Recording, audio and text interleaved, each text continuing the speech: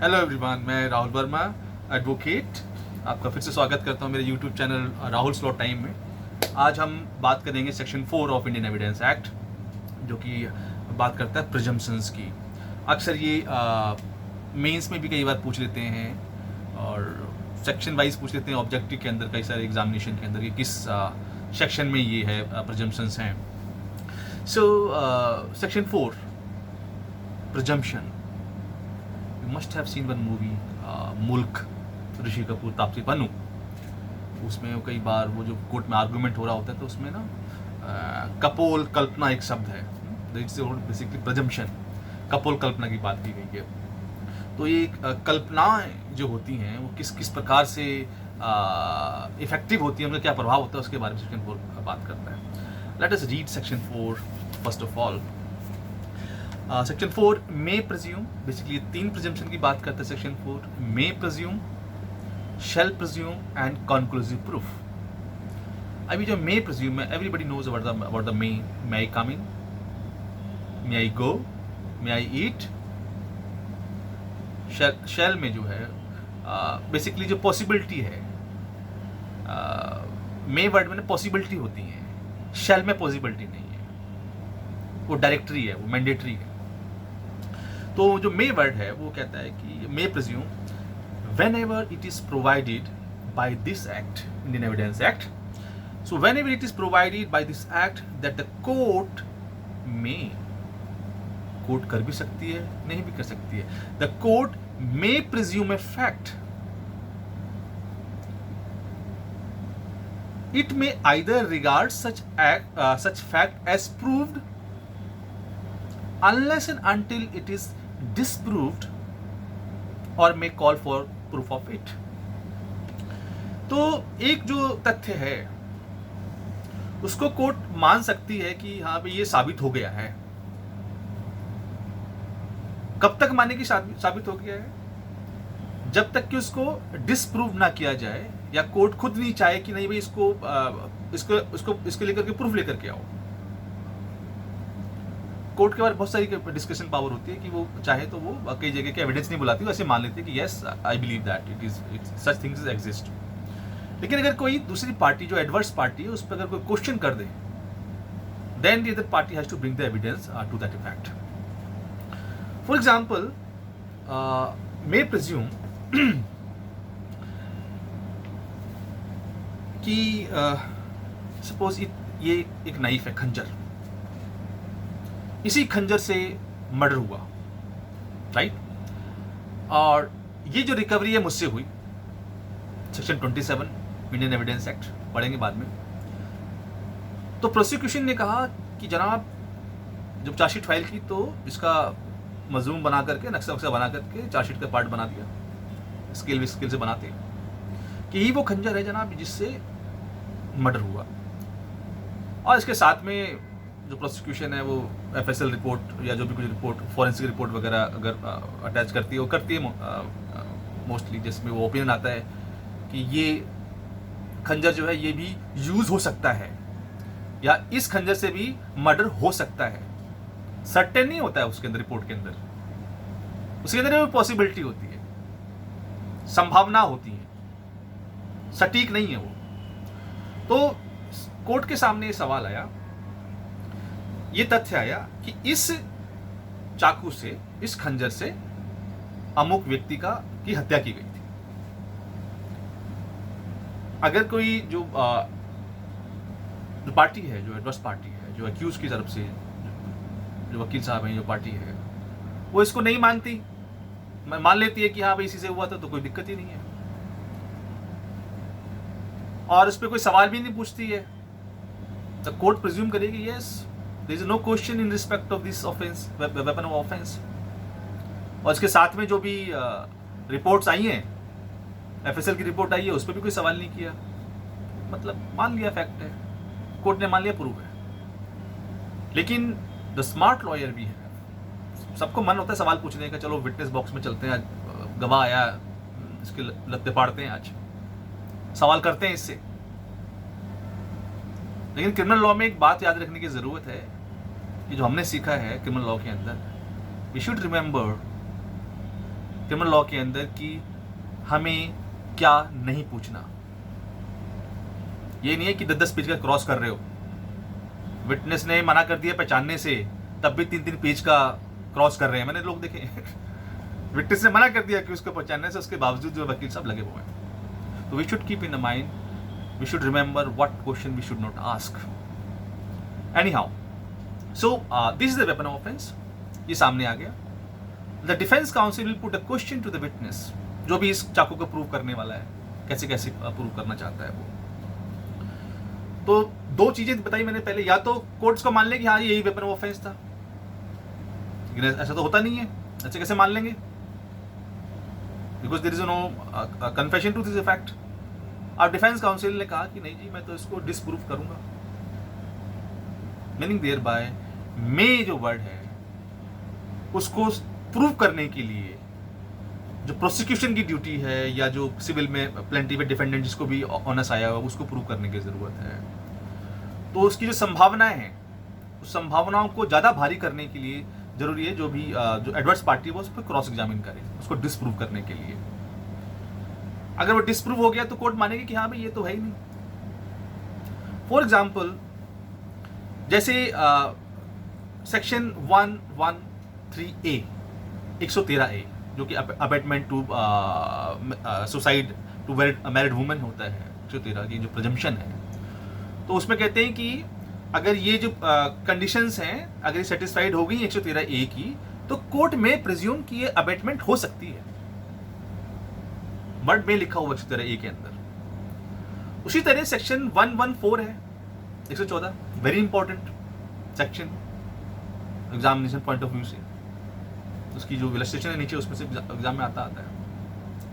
1114 में है कि जो कोर्ट है कुछ ऐसे जो फैक्ट हैं उसके एग्जिस्टेंस को मान सकती है।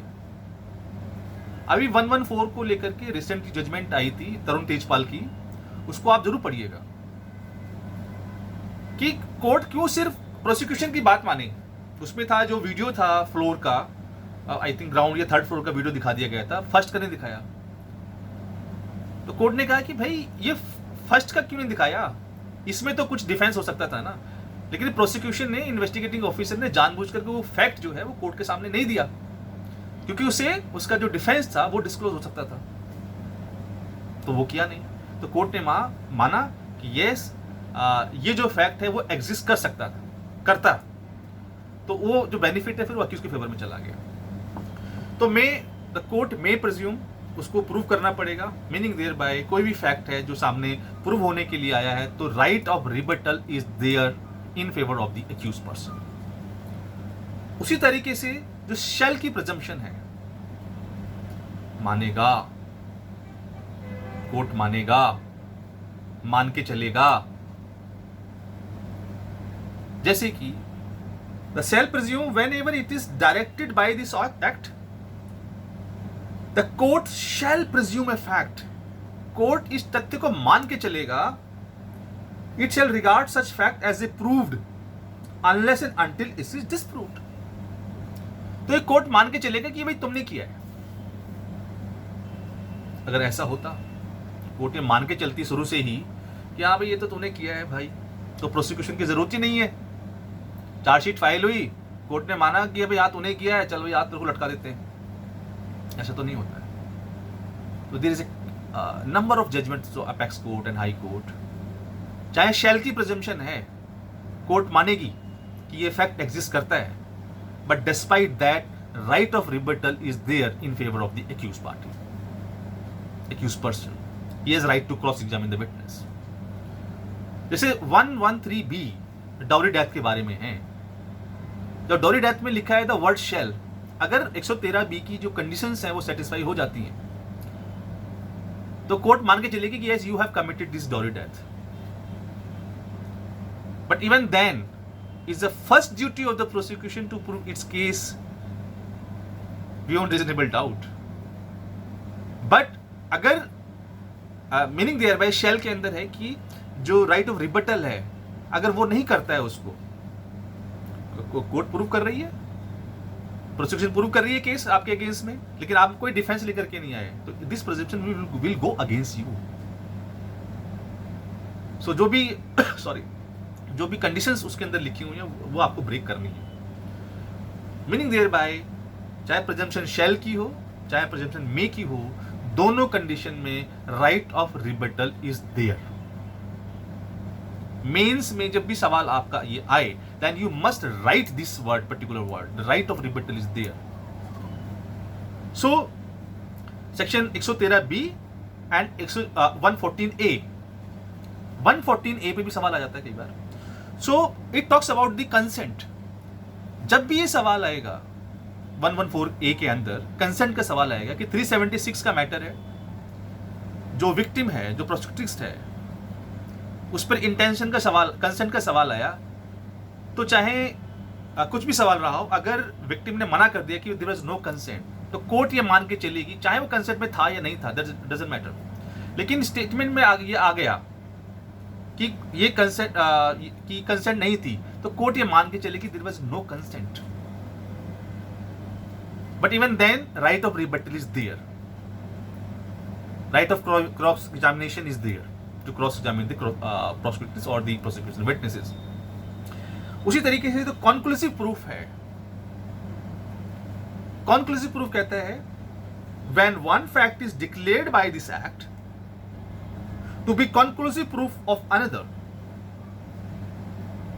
the court shall on proof of one fact regard the other as proved and shall not allow evidence to be given for the purpose of disproving it. Conclusive proof वो proof माने जाते हैं जो इस एक्ट के अंदर दिए गए हैं कि इसको अगर ये conclusive proof है तो उसमें कोई एविडेंस को अलाउ नहीं करती है कोर्ट। मान लो कि इसी सेक्शन की बात कर रहे हैं कि सेक्शन 4 है, कोर्ट के सामने इशू है, तो हम कहेंगे जरा सेक्शन 4 में ये लिखा हुआ है।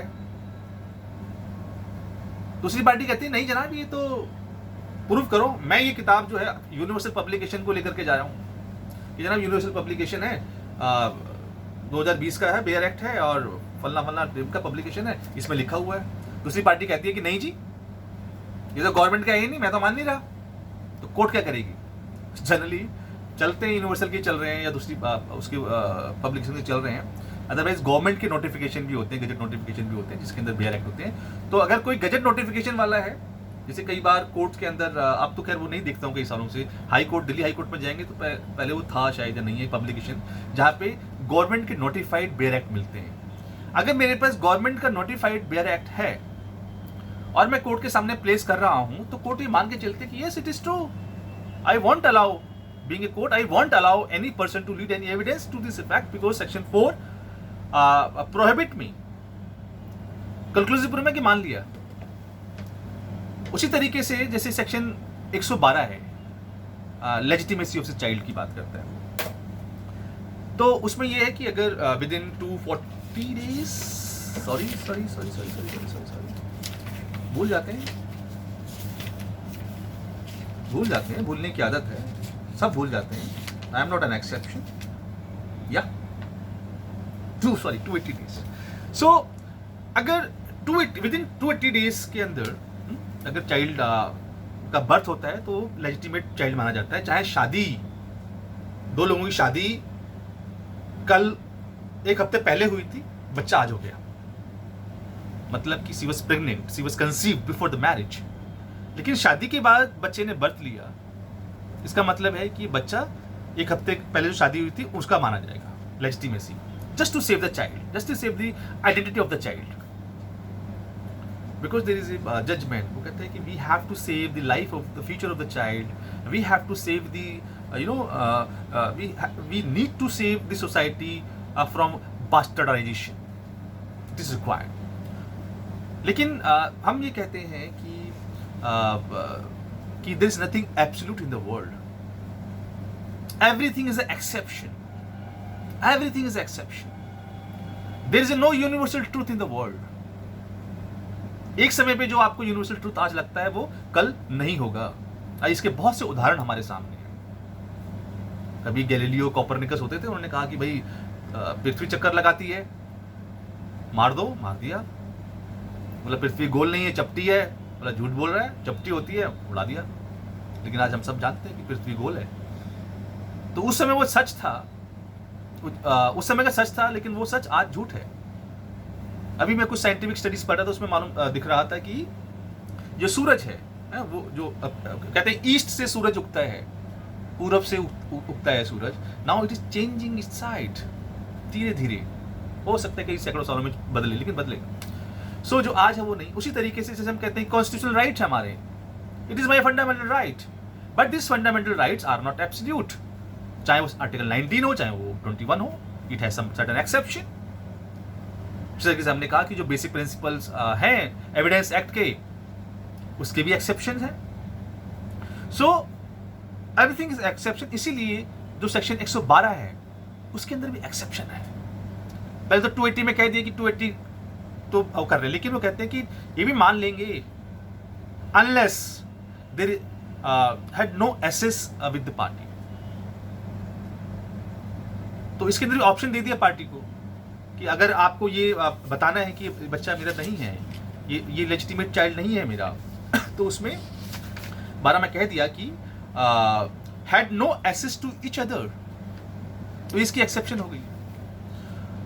सो meaning thereby in the last I would like to conclude this video on this subject, on this section 4 of evidence act, कि चाहे प्रिजम्पशन मे की हो चाहे शेल की हो, दोनों में right of rebuttal is available, but there is no right of rebuttal in the conclusive proof. This you should be in your mind. So make a brief note of it, and with this note I would like to conclude this video here, and I will meet very soon. And I request you once again kindly subscribe my this YouTube channel Rahul's Law Time, and share with someone, with your friends, etc, etc. So thank you so much listening. Bye to listening me. Bye.